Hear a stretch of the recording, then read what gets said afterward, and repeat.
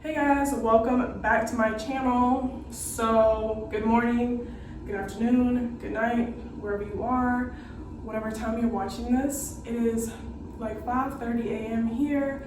I'm the newest member of the 5 a.m. club because successful people wake up early, and that is me. So I'm up getting ready. I decided to make this a get ready with me, so I'm going to be doing my makeup. I've already done my eyebrows. This isn't going to be really a makeup demo. I'm just going to talk about my life as commuting as I'm doing my makeup, so stay tuned. Let's start with how my last video, I sat there and told y'all I don't recommend taking risks while on reserve, and then you know how YouTube videos are, they're recommended for you. I know my video is probably recommended for you. It needs to be recommended for myself as well, because I'm still out here taking risks. I'm really still out here taking risks. And trust me, I think it's coming to an end. I think I'm not gonna make any promises, because I thought I was done the last video, but obviously I'm not. So let me just tell y'all what happened. It's the last week of May. So it's the last week of May, and I'm on a 5-day. I'm telling myself, hey, I'm looking in the mirror to do my makeup because I actually have to work today, so the makeup needs to look snatched. So if you see me looking in the mirror, I'm just making sure everything is right, but I am still talking to you guys. So yeah, this is gonna be my, flight attendant look. Okay, so if you see me at the airport with the mask on, say hey. But if you see me do this, don't talk to me, because I'm probably not in the mood to talk. I gotta save my energy for the customers. The passengers. Don't have that much energy to be talking to everybody and stuff like that, Anyways, back to the story. My trip started on the 29th. I had a 5-day. Now, anytime that I've had a 5-day trip, I'm never called on the first day, ever. I've never been called on the first day, whether I put myself on call first or not. I'm never called on the first day of a 5-day trip. So here I am. I'm like, I know I just made this video about not taking risks, but I know the system when it comes to a 5-day. So I was like, I'm not going to Denver on Saturday, because I'm like, no, that's my free day to stay at home, because I'm not going to be called. I'll keep my eye on the reserve board just in case, it's low. But I was number 13, so I'm like, I'm number 13, we're in the double digits, I'm safe. Like, nobody is going to call me. Crew support is not going to be on my line. So I go about, my days and things. I keep checking just to make sure. I even booked a ticket for Saturday morning to fly into Denver just in case, I started going down in numbers, but I'm like, there's no way. So I just stopped checking it, basically. So Friday comes, and I'm hanging out with my family, and I was telling my parents, oh yeah, I'm supposed to go in on Saturday, but they understand the whole on-call thing. So I tell them that I think I'm gonna be good this weekend, because basically I'm number 5. I'm on a 5-day reserve bucket, and there are 13 people in front of me, so I'm fine. And then my parents were like, well, I think you should go to work, because it's Memorial Day weekend, and people are flying, and you just never know. And I was just like, it's Memorial weekend? What does that have to do with me? Isn't Memorial Day on Monday? And then I thought about it, I'm like, oh yeah, everyone takes off of work and goes on vacation during this time. So I was like, okay, I hear y'all talking, that's a good point. But, like I said, I'm number 13 on the list. Double digits, I'm good. Double digits, for me, as a young finesser who thinks I know it all, being in the double digits is all I need to stay at home. So Friday night comes, I'm looking, my number is still at 13. Actually, it goes down to 12. And I'm like, okay, 12, whatever. I go to sleep. Oh, I canceled my flight for Saturday morning because I was like, I'm good, I'm still in double digits, yada, yada, yada.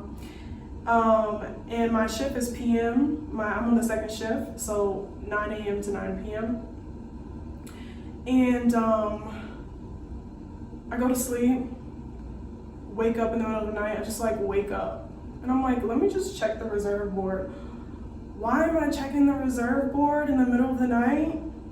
Because that feeling of losing your job just creeps up on you. That feeling of, should I be taking this risk? It creeps up on you. You can barely sleep at night. You're always checking your phone. Yeah. So I check it and my number goes, I was at 12 before I went to bed. It's now 4 a.m. and now I'm 9. I'm like, how am I 9? How are y'all assigning people overnight? And I'm like, okay, maybe that's for the AM, the first reserve bucket people. So I'm like, okay, whatever. Then 9 o'clock hits. 9 o'clock Mountain Standard Time hits, and I'm now number 8. And I'm like, okay, the day just started, my shift just started, and I'm number 8. Number 8, that's not, the day just started. So I'm just kind of like, okay.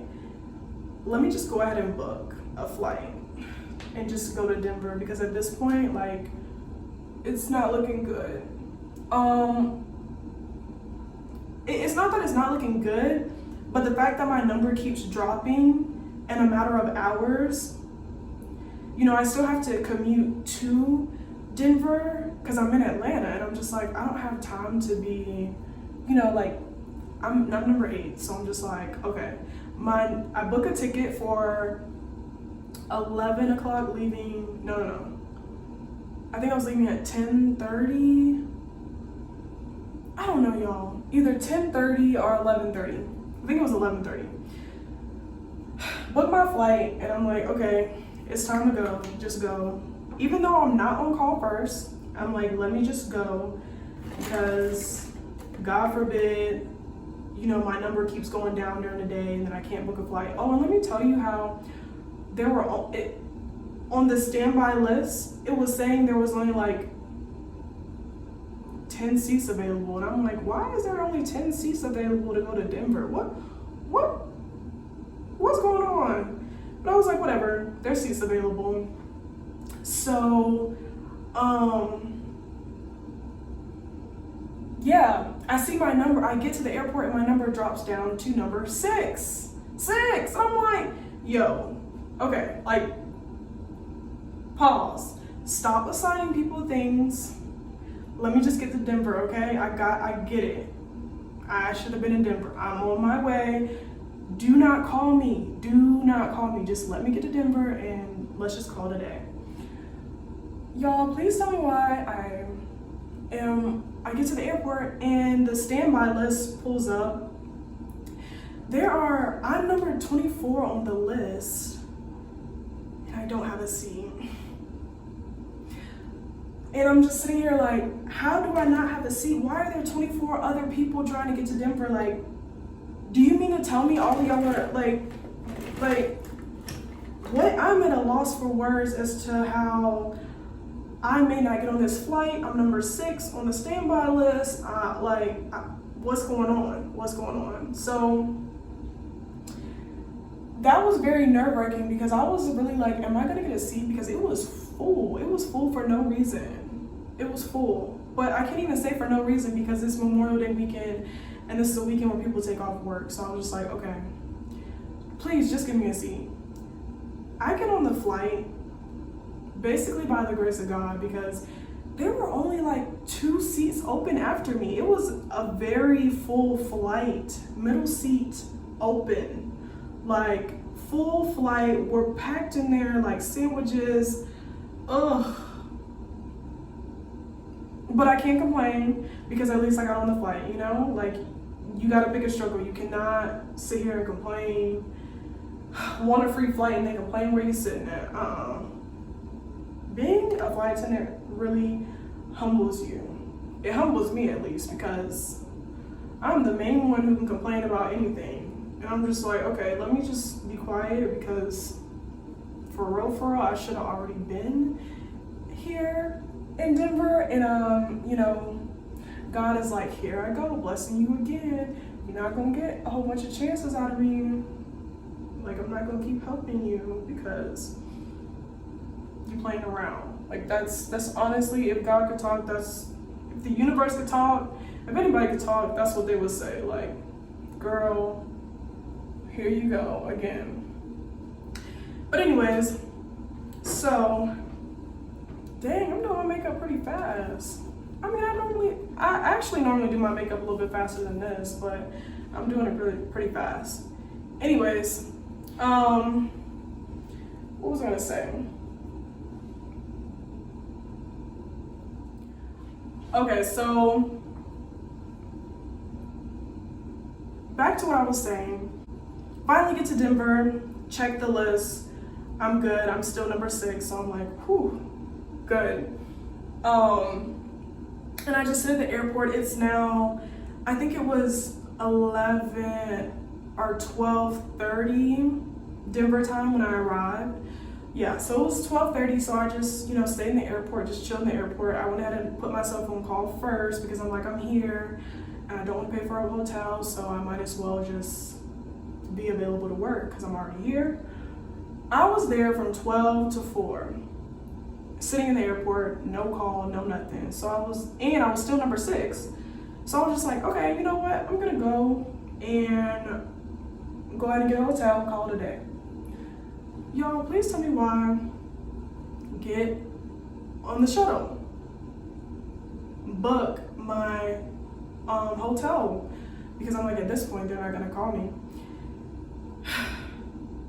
Wait 30 minutes for the shuttle to get there, get on the shuttle, get all the way to the to the hotel. At the front door. And crew support calls me.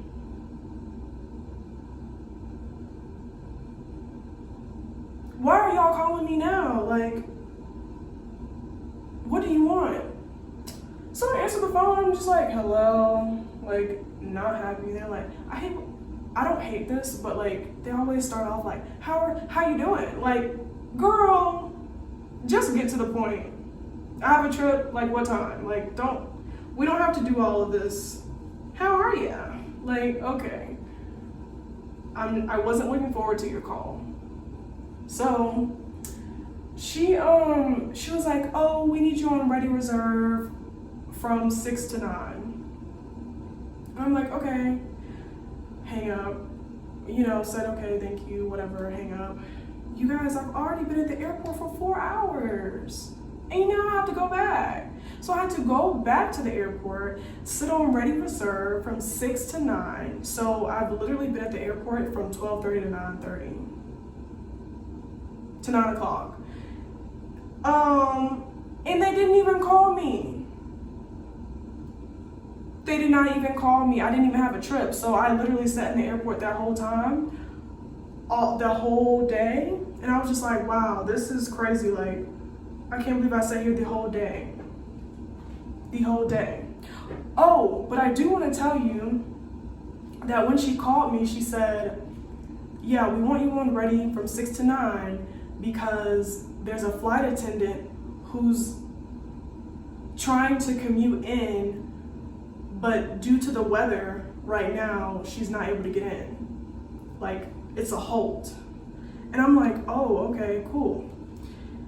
But, like, I'm just thinking, like, 2020, whatever, hindsight, whatever.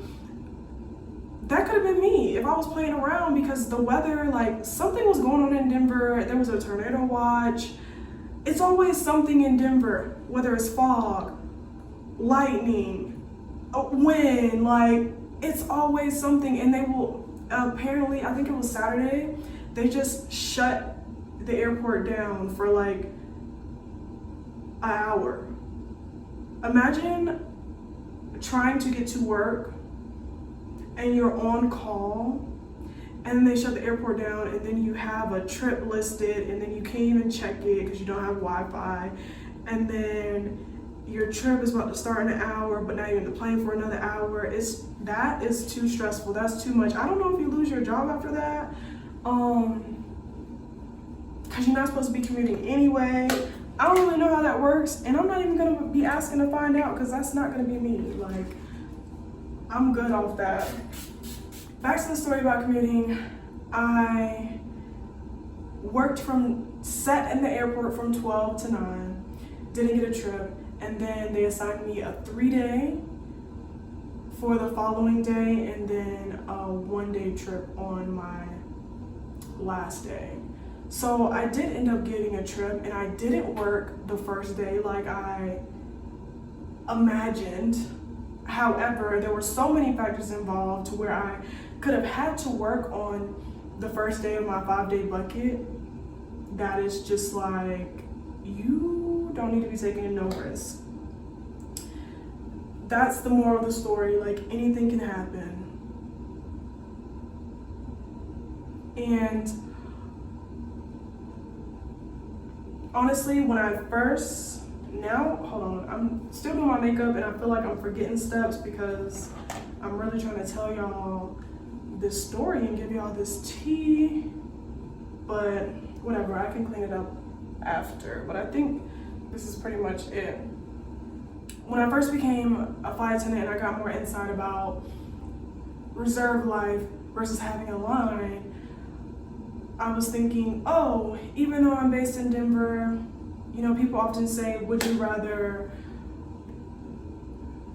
have a line, commute and have a line, and you'll have more days off, of course, and you'll know your schedule, and you'll know where you're gonna be flying, so you can have, you know, bring the appropriate clothes for your overnights and plan things in advance? Or would you want to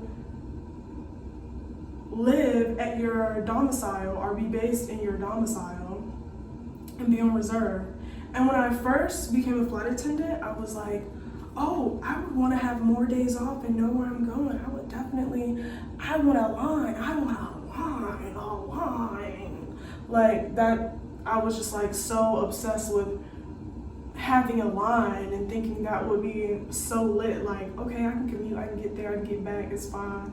Like, that's nothing. But if I have a schedule and I get 15 days off, then your girl about to be in Turks and Caicos and all that stuff on her days off. No ma'am, no ma'am.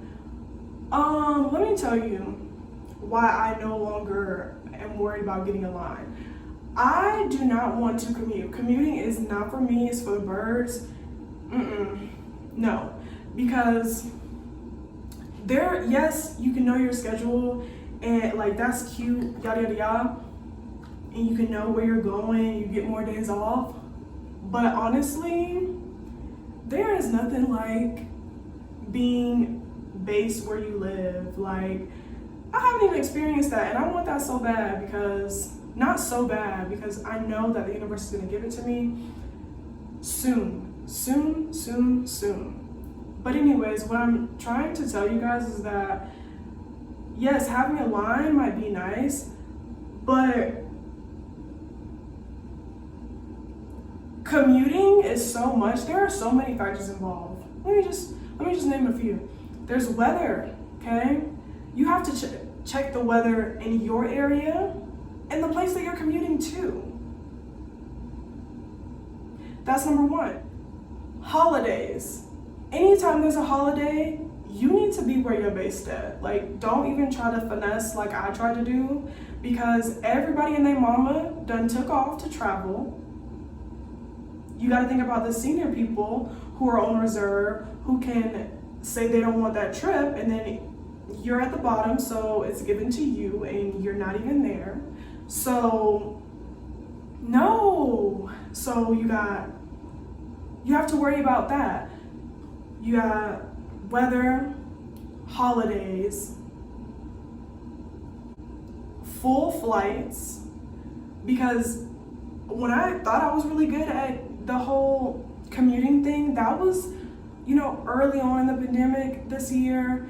Now people are vaccinated and they're in their YOLO spirit and they're taking flights, honey, and these flights are getting full. Like, it's still a pandemic. Can you go home full? Like, don't touch me full. Put your mask on full. Let me see your vaccination card and still put your mask on and don't touch me full.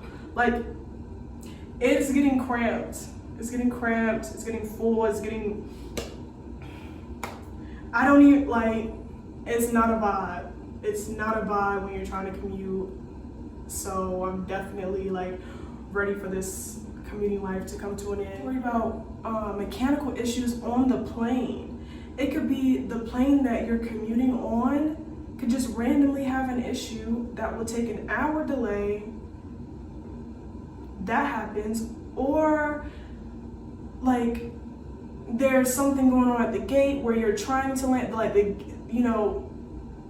the gate is busy with the plane right now, so you're sitting in the runway for 30 minutes waiting for them to leave. Anything could happen. Like, these little minuscule things can go from hours. Canceled flights because of the weather. Then you have events, any type of event, Comic-Con, conventions, any sports events, you know, Super Bowls, soccer games in different states, wherever. You have spring break, you have concerts. There's so many different events that can be the reason as to why these flights are full, as to why you're needed to come to work, because there's more work to be done. And yes, I'm thankful that there is work to do because I have a job and I have money coming in. But bruh, I just want to sit at home for an extra day. Can I not do that? Like, man, y'all don't like this one. God forbid that you're commuting to your base and the flight attendant that's supposed to be on the flight, working the flight, is late or doesn't show up because she or he is commuting and didn't make it. So all these are just different examples of things that can happen as to why you don't make it to work because you're commuting, and there you go, and then you're just jeopardizing your job. So that's why I'm just, commuting is just not for me. And I know that me, as well as all of y'all, we all put on that job application, it said, are you willing to commute? And we said, yes. Yeah. It's a no for me. It's definitely a no for me. Like, but it's okay though, because I can see the light at the end of the tunnel. Like, I see it. I see it. I really see it, because it has been trying times. And I'm tired. Every time I put in a request to transfer, it's like me saying, I'm tired of this, Grandpa. And then my job denies it. And they're like, well, that's too damn bad. That's basically what happens every time I put in a request to transfer so I don't have to commute. And I've been getting that's too damn bad for like the past 1, 2, 3 times. However, I see the light at the end of the tunnel. I put in my order to the universe, and I know that I will be blessed with being able to live where I'm based. So this next video, I should be announcing that I live where I'm based, and I'm super excited for that. I'm just gonna stay positive and stay in good spirits. But, you know, honestly, this is a journey. I'm thankful for this job, and I think that when you're commuting and, you know, you don't want to commute, like, you just got to think about all the work that you put in to get to this point today, the training, the everything, the training just thinking about it, that was a lot. That was a ton. Just think about how far you've come, how bad you wanted this before you actually had this job, and definitely don't take it for granted. Like, commuting, it's not that bad. At least you're not flying the plane. At least you don't have to drive. You know, you can sleep.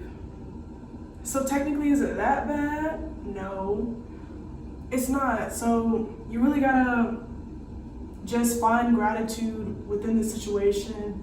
It's not gonna last long. Everything doesn't, misery, pain, whatever the saying is, doesn't last forever.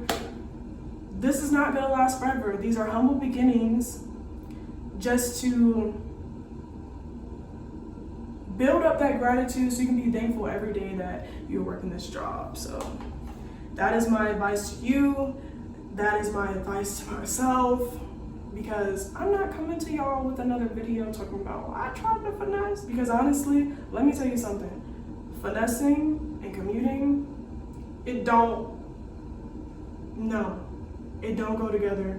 You gotta pick a struggle. You cannot, I tried, trust me. I've been trying and as we are getting back to a new normal, old normal-ish, people are trying to live normal. We're still in the pandemic, and I need y'all to stop acting like we're not.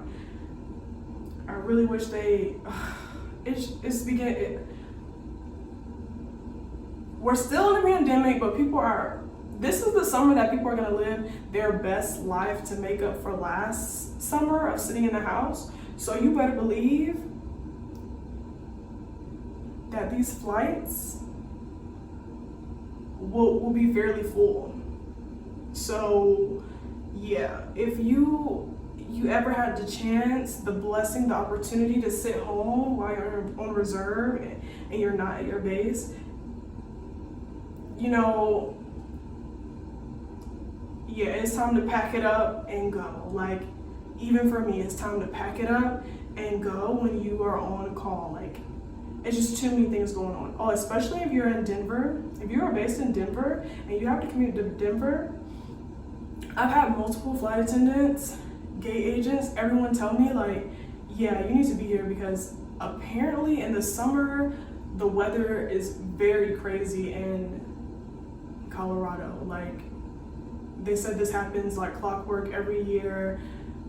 Tornado stuff, lightning, fog. They said this happens all the time and it's always in the summer. So yeah, I don't know about the other states, the other bases. What I can tell you is about Denver, and girl or boy, just be here.